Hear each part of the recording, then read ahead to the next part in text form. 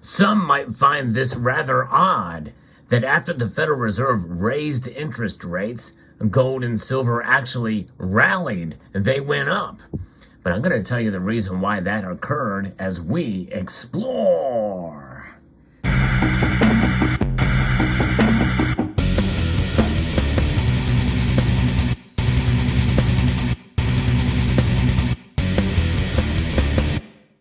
As I mentioned in yesterday's video talking about gold and silver anxiously awaiting the decision by the Federal Reserve, which was pretty much expected. It happened as we all thought. The Federal Reserve raised rates 1/4 percentage point.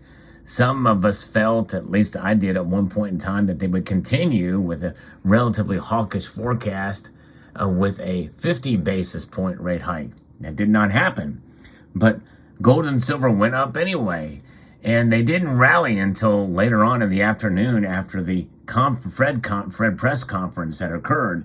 I'm going to be referencing an article here from Kitco that talks about this, and they are reacting positively. Gold and silver both up over 1% on the day. In fact, as I record this video, minutes before the markets close, gold is up 1.18%, up $22.80 now to $1,951.90.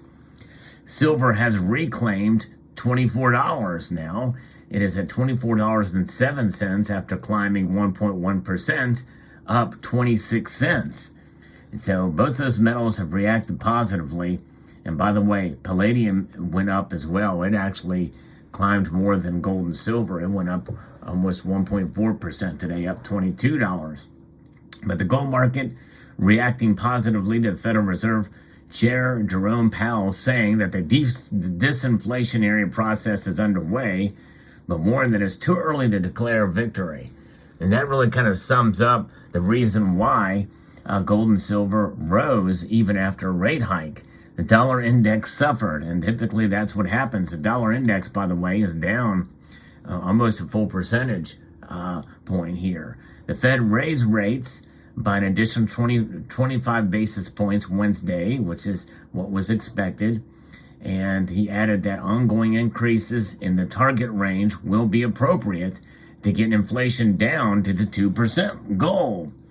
With today's action, we've raised rates by 4.5 percentage points in this tightening cycle that began last year. Powell told reporters at a press conference that followed the Fed announcement. However, markets were more focused on the disinflation comments that Powell shared. And what is disinflation? Well, essentially, some people get that confused with deflation, but no, that's not what disinflation is. Deflation is a decrease in general price levels throughout an economy. In other words, prices actually fall below the baseline. While disinflation is what happens when price inflation slows down temporarily. So deflation, which is the opposite of inflation, is mainly caused by shifts in supply and demand. But in this case, we're looking at disinflation. It's a slowing of inflation. So it's a little bit misleading in terms of the terminology here, but that is indeed what is occurring and what is happening here. And so that's just something that we're going to have to kind of watch and see as the Federal Reserve tries to get back down to that target of 2%, which, by the way, is still inflation. It's just a manageable form of it, according to what they say. So markets were more focused on this disinflation. It's gratifying to see the disinflationary process now getting underway, is what Jerome Powell said. We can now say for the first time that this disinflationary process has started, and we see it really in good prices so far, goods prices. Powell's admitted that the Fed expected goods prices to start to come down at the end of 2021. We thought this would happen since the very beginning, and now here it is actually happening, he noted, pointing to the improvement in the supply chains and shortages and the demand coming back towards services. But despite this process, or this progress, Powell cautioned against declaring victory on inflation just yet. It's very difficult to manage the risk of doing too little and finding out in 6 or 12 months that we actually were close but didn't get the job done. and inflation springs back and we have to go back in. And now you really do worry about expectations getting unanchored, he said. The Fed has no desire to over-tighten, but there are tools to deal with that. The areas that the Fed wants to see more disinflation are the housing services sector and the core services sector. With housing services, we expect that measured inflation will continue moving up for several months, but will then come down, assuming that new leases are continuing to be soft. We expect to see the disinflation process, we hope soon, in the core services ex-housing sector. We don't see it yet. Until that starts to come down, the Fed's job won't be complete, Powell pointed out. And that's just kind of amazing and remarkable to think that, hey, the Federal Reserve, they have all these tools that they can do to make this stuff happen. And they're the ultimate arbiters of what constitutes economic activity and progress and the like.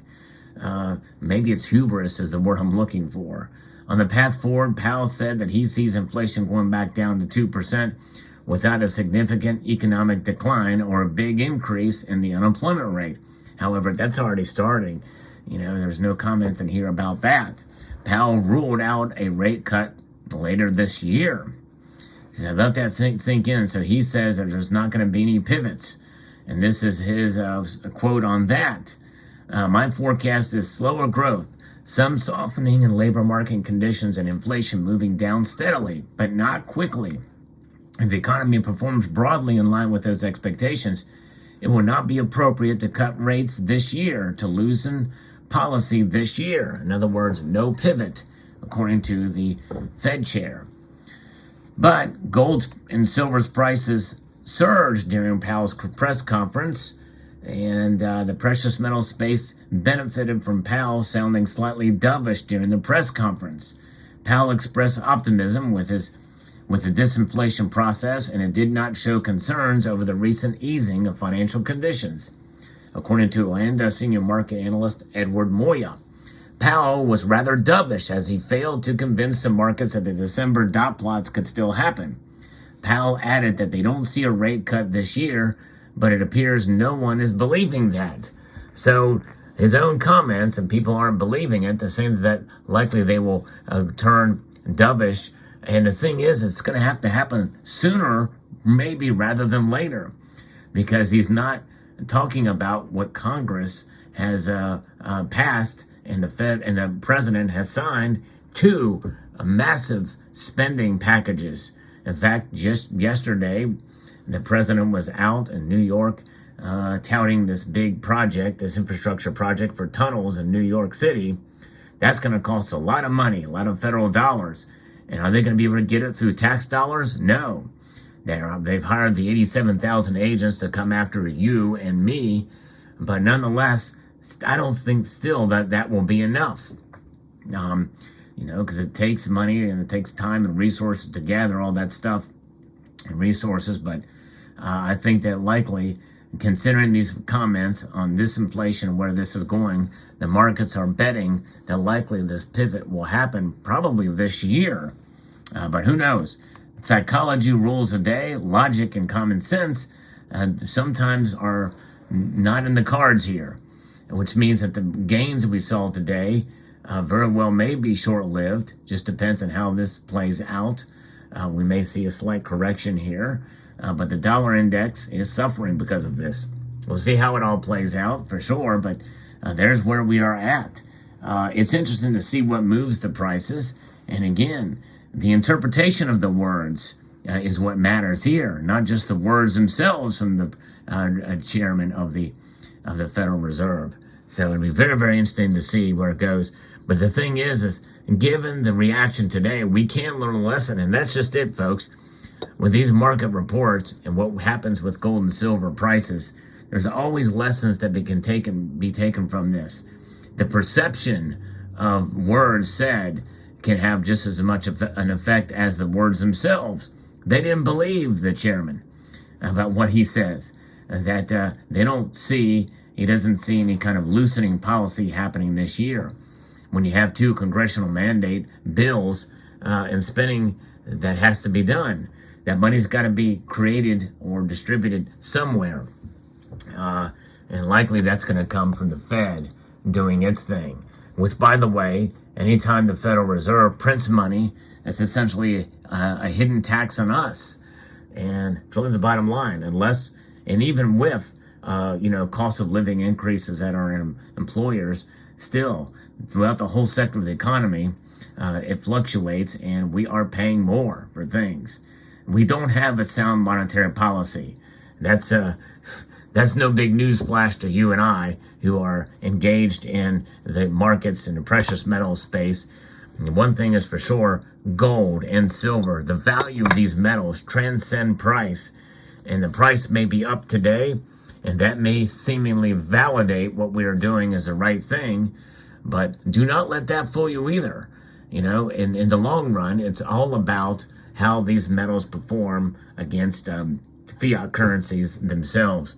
Fiat currencies are on their way to death, and the dollar, I don't think, is any different than the others. It's just a matter of what that kind of death that's going to be.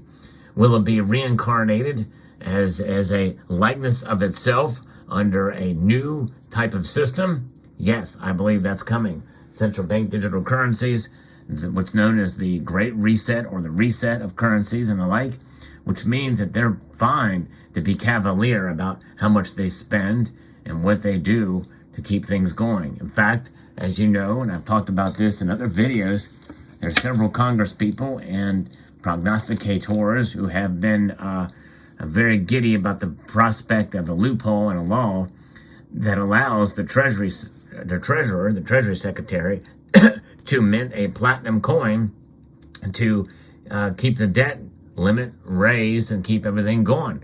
They're fine with just keep on spending, and they'll do whatever they can for as long as they can before they reset the whole system. In fact, they could completely do that, reset of the system, by putting $1 trillion after this $100 here and make it happen. And pay down that debt, just reset it all. That's what they want. So there you have it. There's your market report for the day. Let me know what your thoughts are on this news.